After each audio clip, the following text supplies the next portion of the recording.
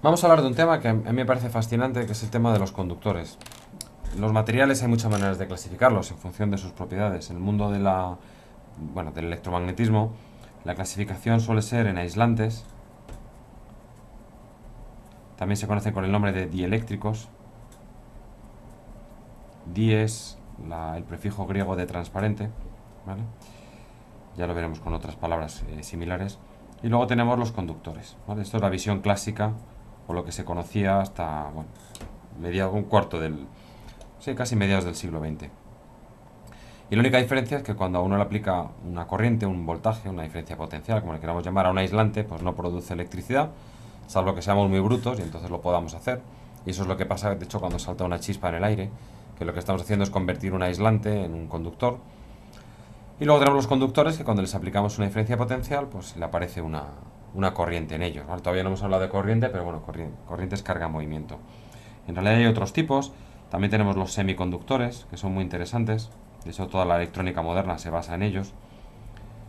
En los que básicamente pueden pasar dos cosas. A una temperatura baja se comportan como aislantes y a una temperatura alta se comportan como conductores. Ahí lo de semiconductor. También uno le puede echar distintas guarrerías, que se le llama técnicamente impurezas, y cambiar sus propiedades. Y luego el último tipo, así general, sería los superconductores,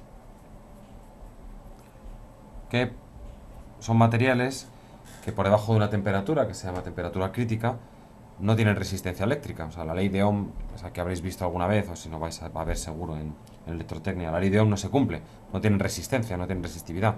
Uno pone una corriente en un superconductor, deja la corriente, vuelve a los 2 años y la corriente sigue y no se ha disipado a pesar de que no haya pilas.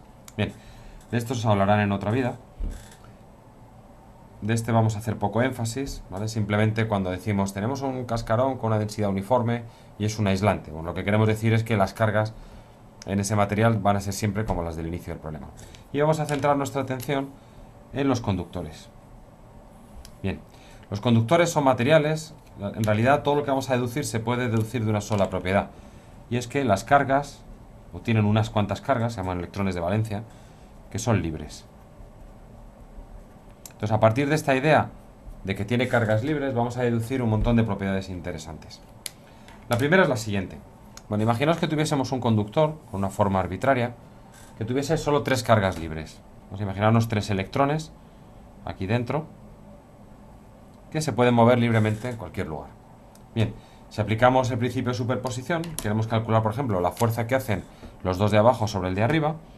Como todos tienen carga negativa, pues aparece una fuerza repulsiva. Este creará una fuerza así. Este está un poquito más lejos, luego el vector va así, pero es un poquito más pequeño. Si superponemos, pues aparece una resultante que iría así. Así que este electrón pues tenderá a alejarse de los otros dos. ¿Hasta dónde? Pues hasta que llegue a la superficie y ya no se pueda mover. Y lo mismo le va a pasar a estos. Van a alcanzar un punto en la superficie en el cual, si se mueven hacia un lado, pues aparecerá una fuerza hacia el otro que lo compense y viceversa. Así que ya no se pueden alejar más.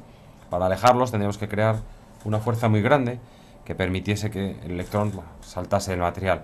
Pero esas fuerzas se llaman energías ionizantes y son energías muchísimo más altas. Habría que meter esto en un microondas para que eso pasase. Así que en general, si admitimos la posibilidad de que las cargas se puedan mover, lo que define un conductor es que las cargas, positivas o negativas, van a estar en la superficie. En realidad no existen las cargas positivas libres, solo existen los electrones. Entonces, cuando decimos que un material tiene carga positiva, lo que estamos diciendo es que le faltan electrones. Y cuando un material tiene carga negativa, lo que decimos es que le sobran electrones. Entonces nos olvidamos ya de los electrones, nos olvidamos de los átomos y todo ese tipo de cosas, y vamos a tratar los conductores como cuerpos en los que de manera genérica podemos decir que toda su carga está en la superficie, ¿vale? Así que fijaos, primera propiedad, cargas libres. Acabamos de deducir una segunda propiedad. Vamos a ir anotándolas aquí. La primera es que la carga es libre y esto implica una segunda propiedad, y es que toda la carga es superficial. Así que en general podremos definir una sigma que va a ser cuánta carga tiene por unidad de área. Si el conductor es muy simétrico, la sigma será constante. Si no, pues tendremos distintos valores de sigma en distintos puntos, ¿vale? Siguiente propiedad. Imaginaos que cogemos y aplicamos la ley de Gauss a una gaussiana, ejemplo, un pequeño cilindro, nos da igual la forma, podemos coger una caja. Lo importante es, si yo aplico la ley de Gauss a cualquiera de estos sistemas, cada uno de estos sistemas no encierra carga, porque toda la carga está en la superficie. Así que si no hay carga en el interior, no hay campo en el interior. Así que tercera propiedad, el campo en el interior, al igual que la carga en el interior de un conductor, es cero. Por tanto, dentro no hay campo y el campo lo tenemos fuera. ¿Qué pasa si ahora cogemos la gaussiana aquí? Parte en el interior, parte en el exterior y aplicamos la ley de Gauss. Pues la ley de Gauss nos diría el campo fuera por el área de la tapa fuera, más el campo interior por el área de la tapa interior, pero aquí no hay campo, pues esto será sigma por el área encerrado, que eso es la carga neta encerrada, es decir, esta carga neta partido por epsilon sub 0. ¿Vale? En realidad, esto depende de que estemos asumiendo que el campo y la tapa son paralelos. Si no, bueno, pues hay que hacer el producto escalar del campo por el área de la tapa. Así que, nueva propiedad, el campo en la superficie multiplicado por un vector perpendicular a la superficie, este es el que va paralelo, digamos, al área de la tapa, es igual a la sigma en esa superficie partido por epsilon sub 0. O a veces le daremos la vuelta, podemos calcular densidades superficiales de carga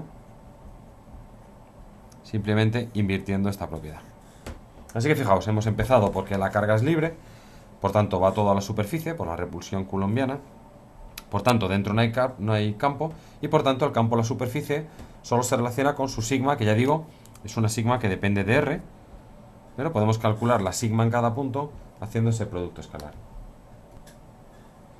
Una segunda consecuencia de esto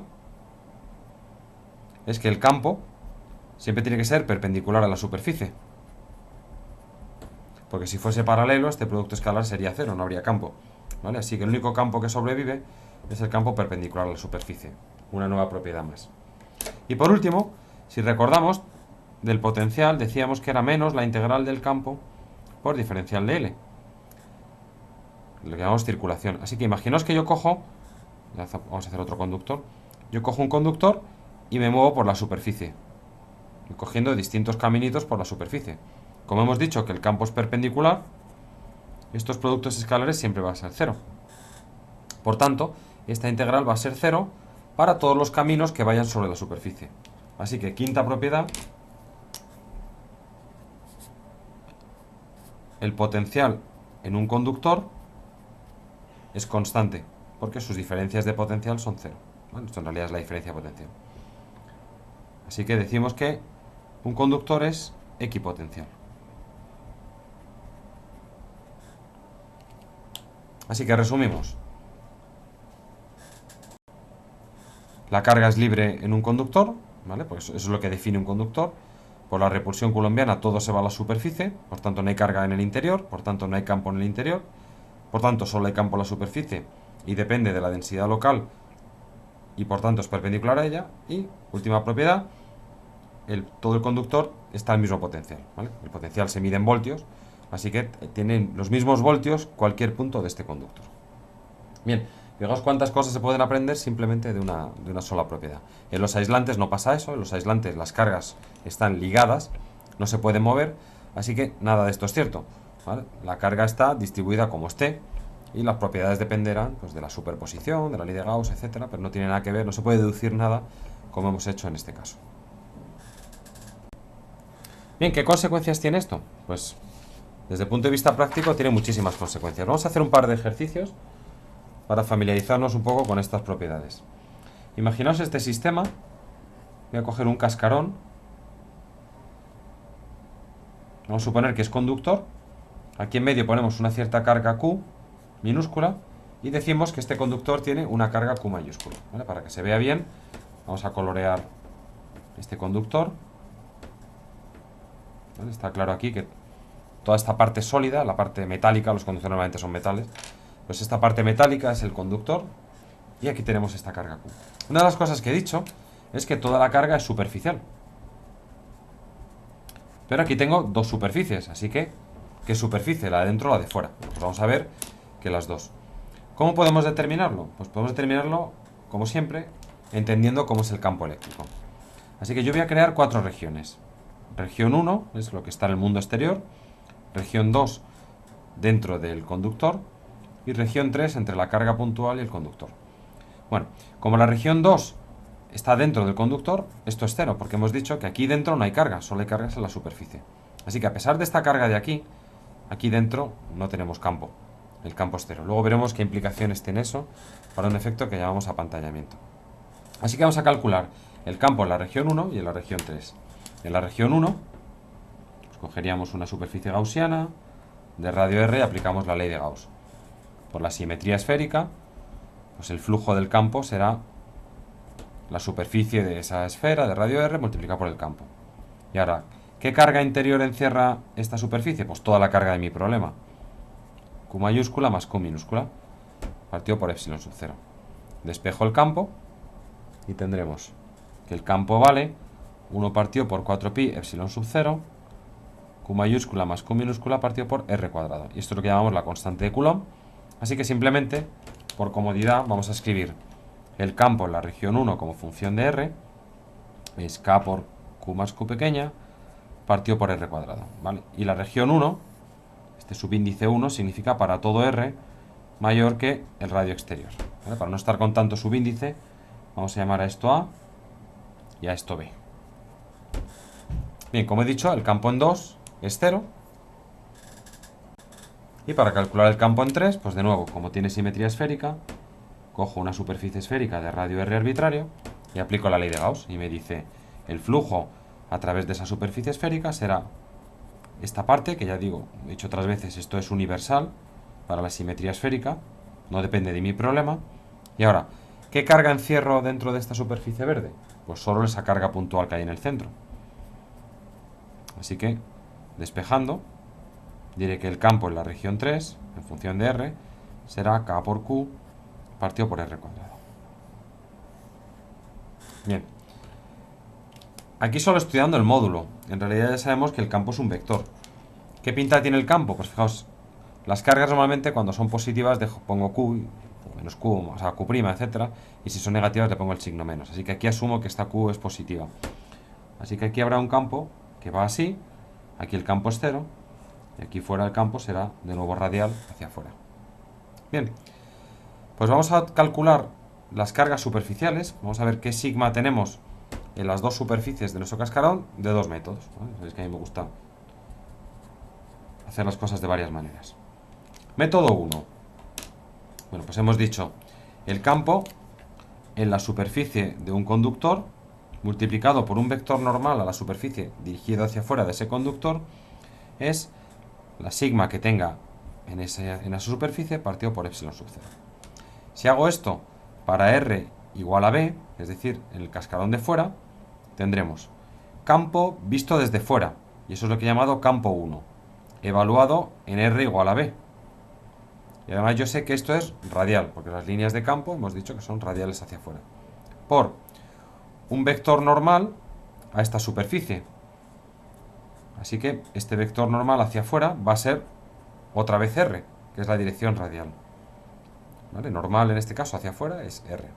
R por R es 1, así que esto me queda K por Q mayúscula más Q minúscula partido por B cuadrado, donde veis que he sustituido R igual a B en esta expresión. Y esto es la sigma que tenga en esa superficie partido por epsilon sub 0. Voy a resustituir otra vez la constante de Coulomb y entonces tendremos 1 partido por 4pi epsilon sub 0 Q más Q minúscula partido por B cuadrado igual a sigma B partido por epsilon sub 0. Por lógica que tiene que ver con las unidades, esto se cancela y finalmente llego a que la densidad superficial en la cara exterior es Q más Q minúscula partido por 4pi B cuadrado. ¿Veis que tiene sentido? ¿Qué carga tengo fuera? Bueno, ahora veremos cómo calcular de otra manera, pues la que sea, partido por el área de esa superficie, eso me da una densidad superficial de carga.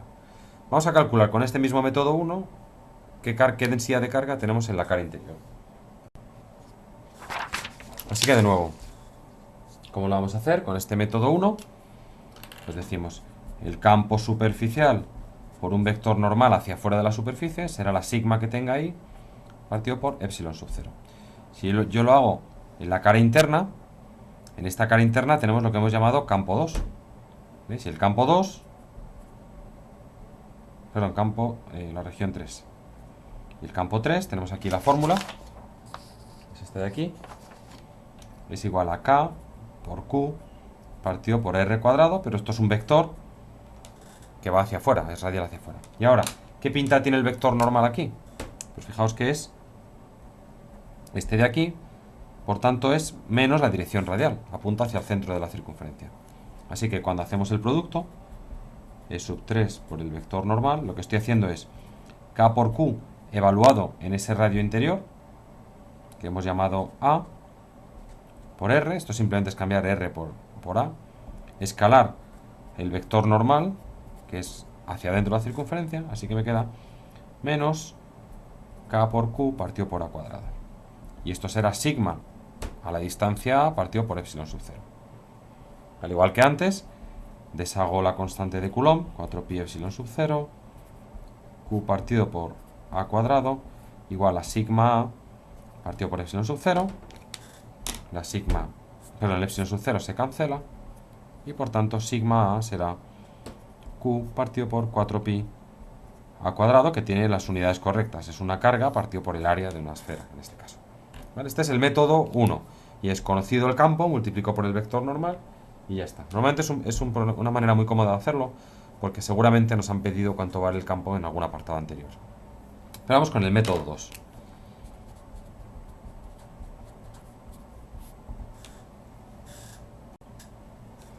Para el método 2 voy a combinar dos propiedades. La primera es la ley de Gauss, de nuevo, y la segunda es el principio de conservación de carga.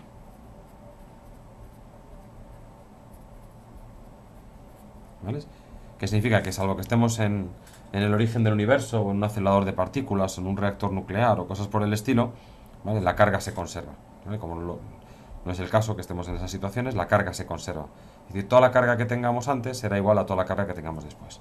Bien, vamos a hacer nuestro dibujo de nuevo, un poquito más pequeño para que me quepan más cosas.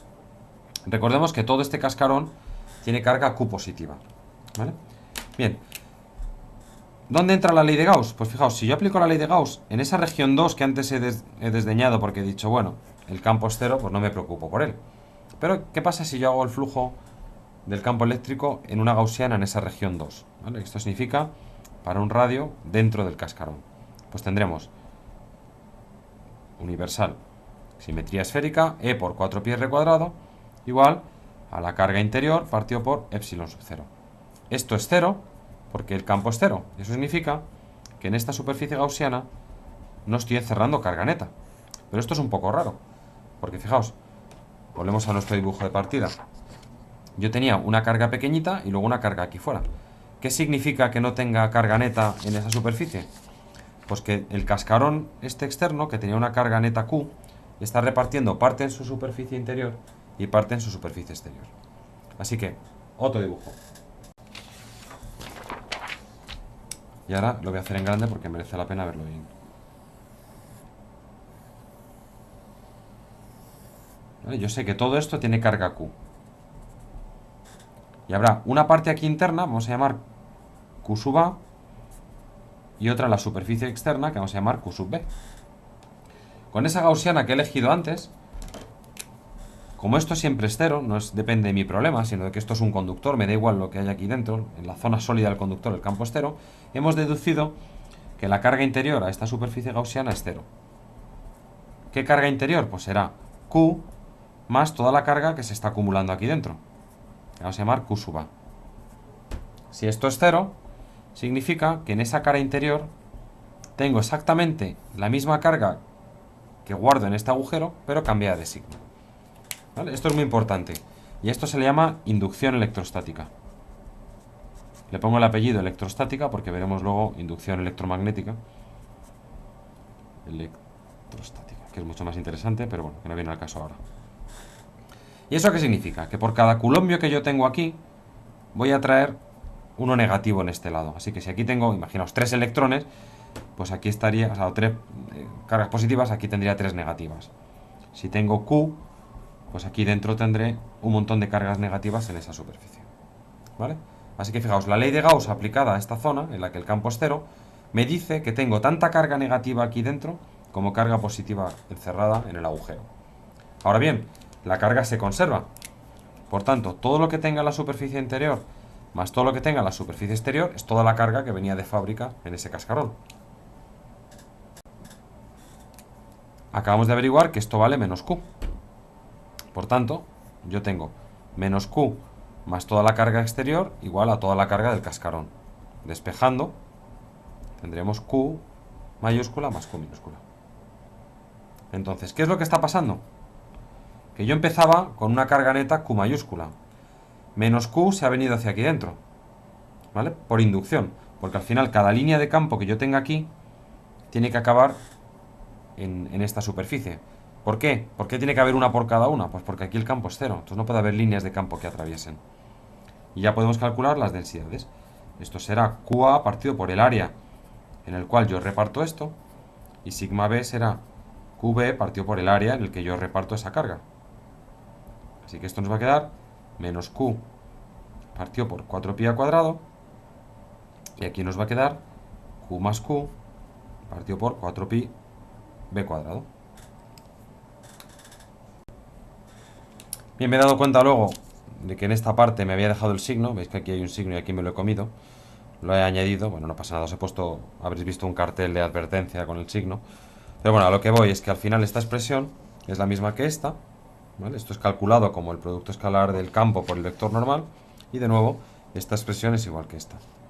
Entonces tenemos dos métodos. El método de multiplicar el campo por el vector normal es más sencillo, pero este es muy bonito porque este nos dice cómo se está distribuyendo la carga. El hecho de que aquí el campo sea cero, pues nos permite entender que parte de la carga se está yendo a la superficie interior y parte a la superficie exterior. Ya digo, esto se llama inducción electrostática. A este efecto también se llama apantallamiento, porque fijaos, de alguna manera aquí el campo es cero. Si el campo es cero no hay líneas de campo, si no hay líneas de campo no hay fuerzas. Por tanto, estoy apantallando. Aquí dentro, lo que pasa aquí dentro es incapaz de crear fuerzas aquí fuera.